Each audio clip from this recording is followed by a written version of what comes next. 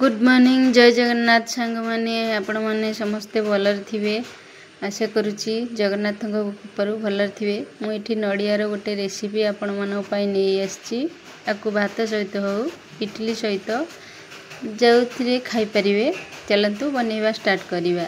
एबे मु एठी फाळे नडिया नै जाईची, हाफ गिना दही नै जाईची, फ्रेश दही नेबे। एठी बुट डाली की भाजी की मुठी बतरे देइथिली आधा घंटा पूर्व हमर बुट डाली बतरी जाइची। एठी अदा हाफ गुटे दीटा कंचा लंका और चारटा पुदीना पत्र नै जाइची। चलंतु गोटे ग्राइंडर जार नै हम सितरे नडिया अदा सब दे दवा। सेथिरे कंचा लंका दीटा दे दवा। आशा करुँची आपण मानकू मो रेसिपीटी पसंद आसथिबो। पसंद आसथिले लाइक करिवे, शेयर करिवे, सब्सक्राइब करिवे। एटी बुट डाली की मु ग्राइंडर जार रे बतरी थिली ताकू दे देइची। हम ए सब को बाटी देई की नै आसीबा। देखंतु हमर चटनी केते रे फाइन भाव रे पेस्ट हो जाइची। हम एठी गोटे बाउल रे ताकू काढ़ी दवा। बाउल रे काढ़ी दे की आमे कौन करिवा ना भल भाव रे सब काढ़ी दवा। तापरे आमे सेथिरे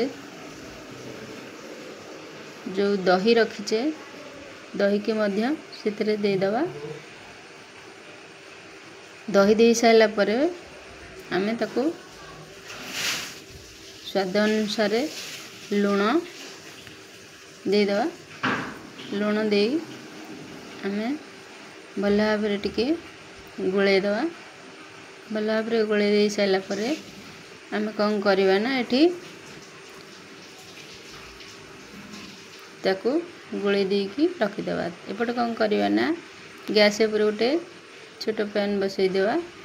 पैन रे हमरे रिफाइन तेल ताते गला परे आमे सोरिष सुखिला लंका दीटा आउ किछि भेसुंगा पत्र एठी मु रखिछि ताकू एठी दे दवा। भेसुंगा पत्र देल देखंतु केते जरे तेल बाहर को छिटी की पळे आछी। आपण माने सतर्कता सहित पकेबे। ताबरे किछि गुंड लंका आमे दे दवा। से सब को भल से फुटण करके आमे नडिया ऊपर मिश्रण को ढाली दवा। भल भाव रे ढाली दे साइला परे हम कोन करिवा ना ताकू टिके भल भाव रे फेंटी दवा। भल भाव रे फेंटी दे की गुळे देला कोन ना सब आडे हमरो गुळे देले स्वादटा अधिक टेस्ट लागिवो।